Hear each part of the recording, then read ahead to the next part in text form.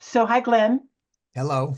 All right. It's a pleasure now to welcome my friend and longtime garden tour host, Glenn Schneider, who started and runs the all volunteer Skyline Gardens Restoration Project in the Berkeley Hills.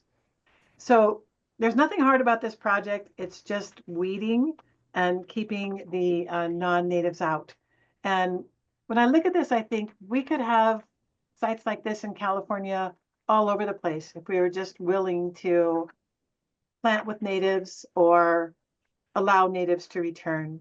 So I'm going to just turn it over to you, Glenn. Now I'm looking forward to your presentation. Let me stop Oh, sharing. okay, thank you. So I'm going to share now. Now you share. Well, first of all, let me say hi to everybody who's on the Zoom here today, and thank you. I mean, Doug's talk was just great. He is so concise, and I mean, it just blows my mind to hear him every time. So that was wonderful. And Kathy, thank you for sharing about your garden, and Anita about your garden. So this is going to go take it into the wildlands and do a more large scale restoration. So. The principles are the same, but it requires some different approaches. So I'm going to go through where this project is located. It's above the Caldecott Tunnel in the Berkeley Hills. Some of our methods that we use, and then show some before and after pictures, and hopefully have a little time left over for questions and answers. So first of all, this is a project of the California Native Plant Society East Bay chapter. You should all join.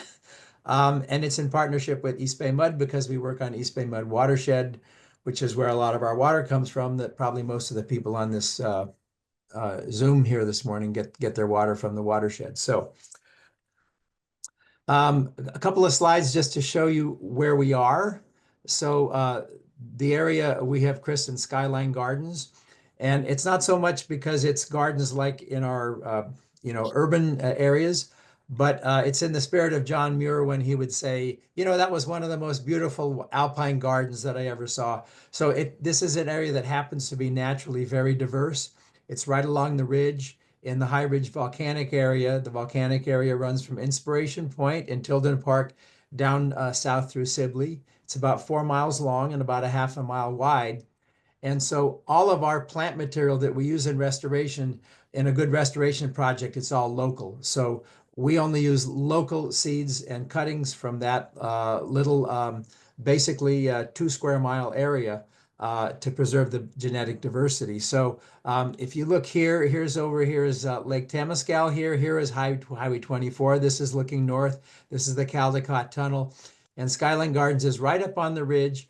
And I won't go into a lot of this, but this dark reddish color, this is all volcanic layers that were laid down about 10 million years ago. And then they were pushed up to vertical ups because of the collision of the continents. So it's very steep up there. Volcanic rock is very hard. It's like granite. And so it's a little kingdom all of its own.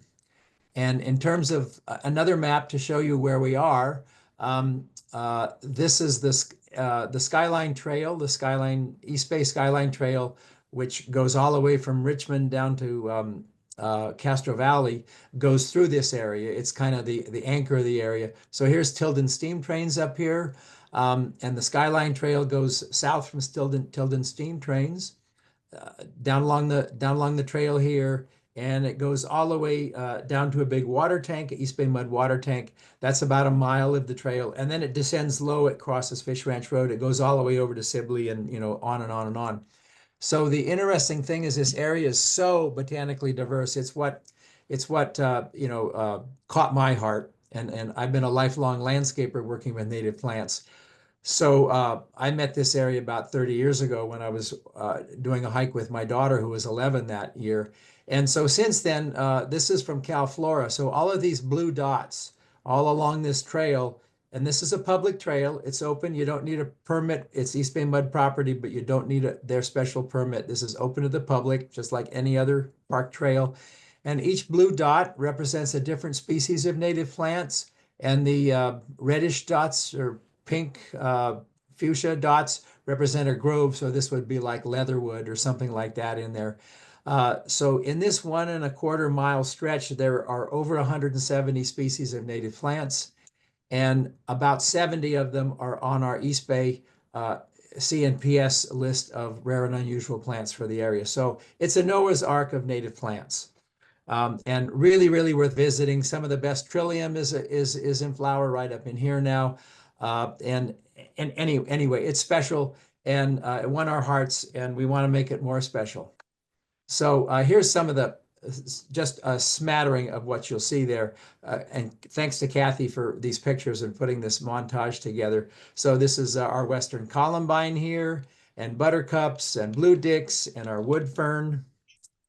And then this is a cow parsnips or lace plant, baby blue eyes, checker mallow, fiddlenecks, down here, blue dicks and poppies,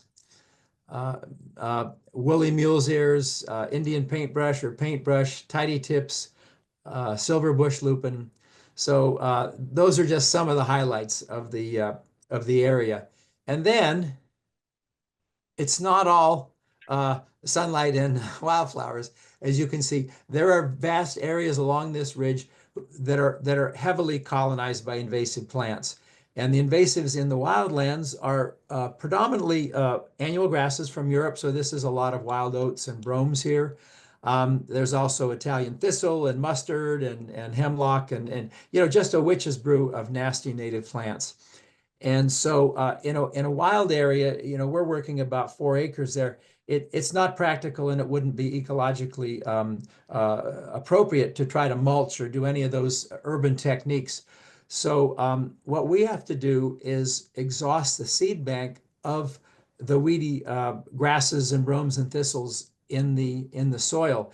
And that takes at least 3 years. So very few people have ever tried to restore our meadowlands and grasslands because the job is so daunting and it takes a long time. But with volunteer help and good planning, and we go out twice a week, so we go out 100 times a year, and lots of volunteers, many hands. We call it the work of the ants, and you'll see why in a while. So this is what we started with in this big swale area, and I'm going to take you through the process of several years here. The first thing I want to just reference a little bit on keys to restoration, and this is wildland restoration, but these principles also apply to home gardens. They're the same. So let's start out with the definition of ecological restoration. Ecological restoration is the process of assisting the recovery of an ecosystem that has been degraded, damaged, or destroyed. So we're assisting the recovery of an ecosystem. We're not doing all the work ourselves. We're trying to remove the invasives and give the natives a chance to recolonize on their own and build the kind of ecosystem that is appropriate for those particular areas. And where we're working, we have north slopes, south slopes, rocky slopes, deep soil. So we have a lot of different ecosystems and a lot of different ecotones. So here's the basics that I think. You have to learn your rainfall. You have to learn your soil situation. You have to learn the plants, the natives and the weeds. If you're going to weed in a wildland area, you just have to know what the natives look like and what they look like when they're really small. And you have to know what the weeds look like. And because it's the best way to learn the plants, I think, is to come out, get on your hands and knees, and decide who stays and who goes. So it's joyous work, and it's a great way to learn. Then those are the factors. And then number 4 here, you learn the ecosystems and the variations you're trying to restore. I mentioned a little bit about that. Slope and aspect. We all know that a south slope is going to be different than a north slope. The north slopes tend to be woody. The south slopes tend to be either brush, chaparral, scrub, or open rocky areas. And then the other part of here is called reference areas.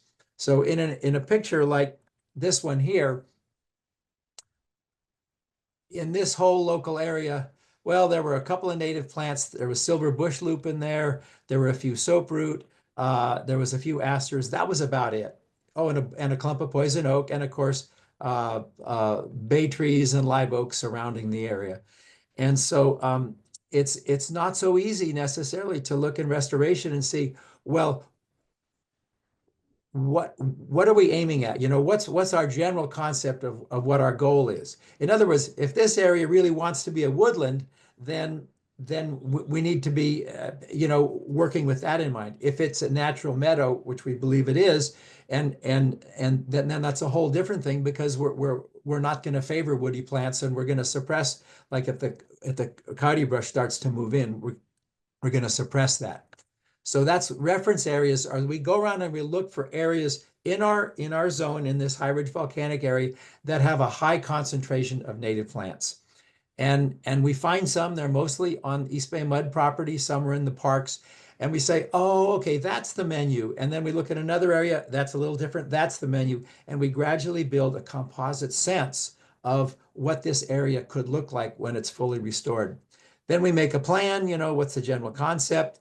That we use the Bradley method, which comes from Australia. And it says if you're doing restoration, start from areas of good concentration of native plants and clean those up and work outward. Don't go to an area that has no native plants and you're starting from scratch in a wildland restoration. It's too hard and it may not work. So we use that. And then there's, of course, the weed removal and the establishment of natives, which I'll go through in the presentation here.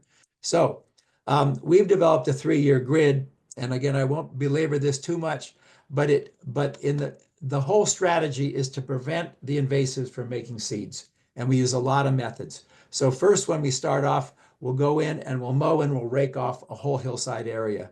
And then when the rains come, we'll likely spray that with vinegar, which is a good weed killer, non-toxic, organic, very safe to use. We'll spray that. And then we'll hand weed and spring mow in that first season. And the whole goal of the first season is just to prevent any new seeds from happening. There's still a lot of seed bank in the soil. So year 2, we exhaust the seed bank. We may spray again, we hand weed, we mow. And in year 3, we start sowing and planting natives. So this takes a long time and a lot of patience, but it has a big payoff. So anyway, here we go. Okay, so we've mowed with electric battery-powered weed eaters on the slope here. Now we're raking off all that thatch because there's a lot of seeds in there, and we want to expose the soil so that we can see the weeds when they come up and we can spray them out. This is that slope when it's been mowed and raked. You can see right here the berm. We just leave that there. It would be too hard to take it off, and then we've cut a little trail for access there, and then we come in with a vinegar spray, and this is a slightly different site, but this shows on the left, this is 5 days after vinegar spray. On the right, not sprayed. So you can see that vinegar's pretty effective. It's not perfect. It gets the broadleaf weeds better than the grasses. With the grasses, you sometimes have to come back with other methods. Glenn, could I just ask you to talk about the vinegar for a moment more with Yeah. the soap or the surfactant that you put in it, and what strength of vinegar it is? Like for the average person, they can just get it at their grocery store, right? Right. Yeah. You just white distilled vinegar that you buy at the supermarket in the jug is usually 5 or 6% acetic acid, and that's fine. That's basically what we use. We use a horticultural grade that we dilute down to 5 or 6. So you can go to Costco and buy 2 monks vinegar or 4 monks vinegar and use that straight out, and use a pump sprayer. Does that answer your question? Well, I know that when I've worked with you, we also added dish soap. Oh yeah, you need what's called a spreader sticker or a surfactant, and just for a gallon of liquid, maybe like a tablespoon of just ordinary dishwashing liquid, it just stops bubbles from forming, and it smooths it out over the leaf, so you get a really good contact. That's it. Thank you, Glenn. Yeah, so this is Italian thistle. This was actually in February. This is 3 days after this one was sprayed, and this is a fresh one dug up. You can see it's very good on some of these things you'd think would really hard to control, but actually it's not. So we've now gone through a year of mowing and raking and spraying and hand weeding, and isn't that beautiful? This is in the summertime of that weedy hillside. Okay, we have a few Silverlopen here. We have a few asters, and then that's basically what was here. And so to me, this is perfect. No weeds made new seeds, and we survived the first year, and that was wonderful. And now I don't have a picture of the second year, but we're going to go into the third year, And we're going to look at this swale area from up above, and we're looking down. That's the swale down there. And you can see, okay, it's starting to look interesting down there. And then we're looking now from the top side, and look, so many silver lupin have come in, and the poppies have expanded, and the tidy tips we brought over from over the hill on Volmer Peak are starting to expand. And this is the full view here. So this is 3 years from the early mowing and raking. We started in year 2020 when COVID hit. We had a lot of time on our hands. People wanted to be outside. We took on a big project, and this is what happened in 3 years. So you can imagine if we're getting these kinds of results, the volunteers want to come back and we want more. And this is the before picture over here, this grassy area. See, this is in the springtime. So people think this is normal California. Well, it's not. This is as Doug Talamy said, this is the cancer, and the vinegar and all the mowing and raking, that's the chemotherapy. We hopefully only have to do that once. So going through some of the main native plants that have really thrived up there. This is our silver bush lupin. These are tidy tips. I mean, those just win my heart every time I look at them. And this is a woolly mule's ears with a little native bumblebee there. That's the black-tailed bumblebee. Interestingly enough, on the woolly mule's ears, they take 4 years to flower from seed. They're perennials and they're very long-lived. So we planted those actually in year 1 because I knew that they would take. And last year was year 4, and they started blooming everywhere. And my God, isn't that a thrill? And just adds to the diversity and the overall look. It makes it look wild, and it makes it look really settled. They're just wonderful plants. Now, want to get to so who does all this work? All this wonderful, glorious, loving restoration work. Well, this is the work of volunteers. We call it the work of the ants. We each have 2 hands. And this is something that appeals to people who like to pull weeds, like to encourage biodiversity, want to do something positive. And so this is just a weeding session where we have our buckets and we're carefully going through. And this is in about year 2 or 3 of another section. But just to show you, we'll have 15 to 20 people out. In this year, we've been averaging about 35 people a week coming out for a 3-hour shift. We hope to actually work for 2 hours. And then, truth to tell, we're actually a snack club, and we're just posing as environmentalists.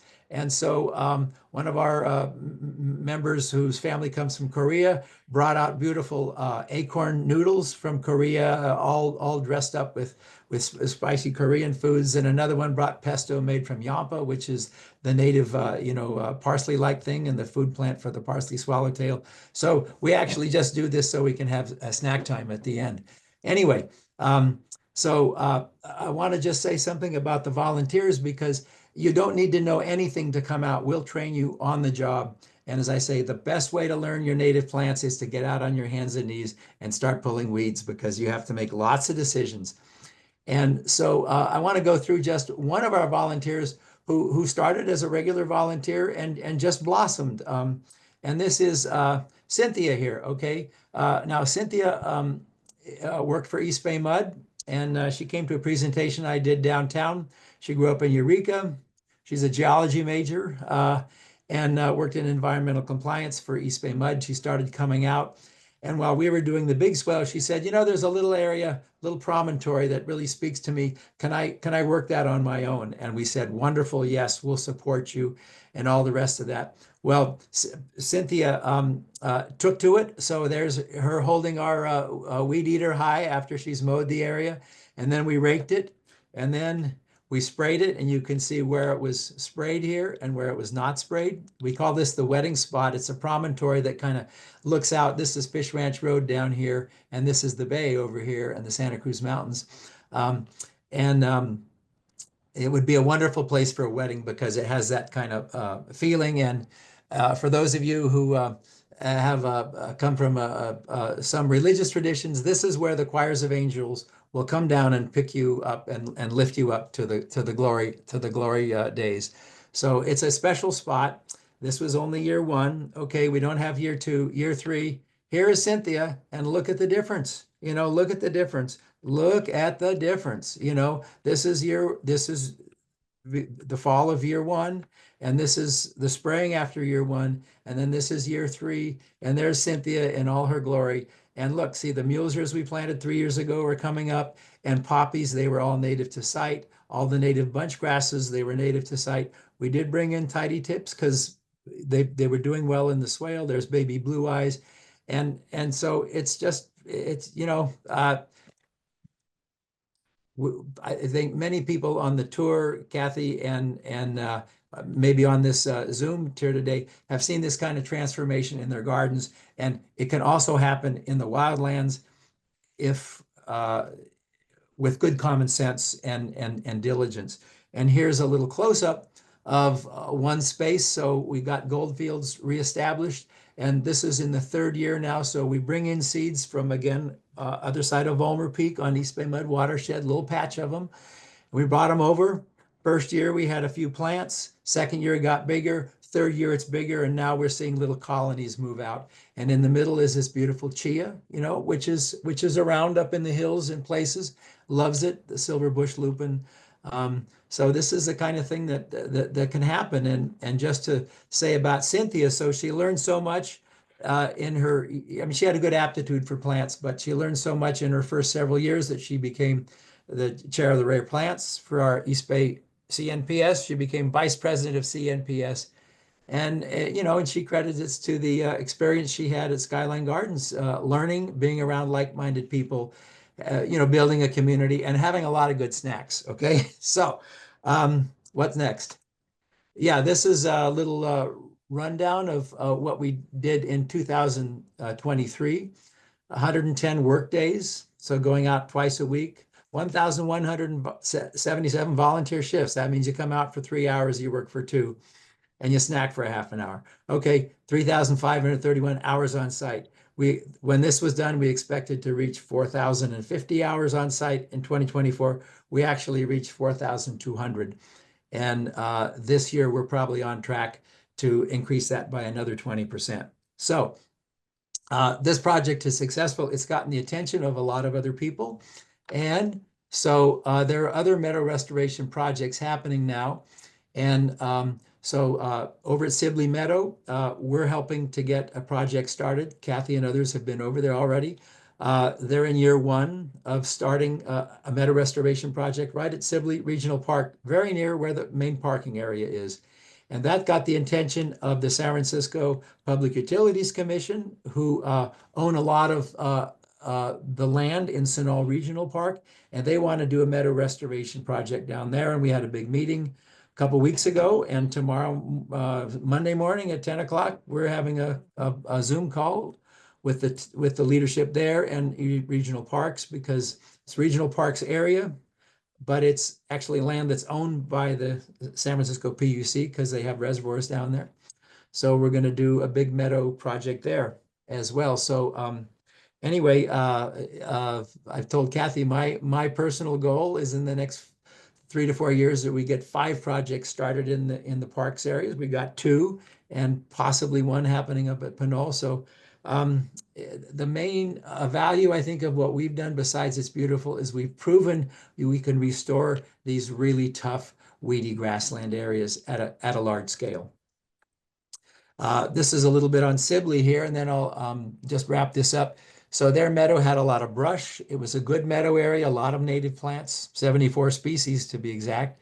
But the coyote brush was starting to encroach. And so they had crews come in, take up the brush, and then volunteers come in with their buckets, and guess what? Pull weeds, pull weeds, pull weeds.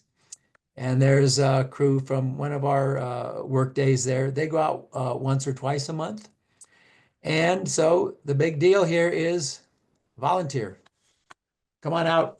It's so much fun. It's so fulfilling. It's a good way to learn. These projects are good from top to bottom. There's just nothing negative about any of it. It's just so positive and so fulfilling. So we're at skylinegardens.org. There's a volunteer click. Kathy had a button in the write up here for Sibley. You can go to Sibley at eastbayparks.org, and they have a sign up system there for regional parks. And yeah, so that's it.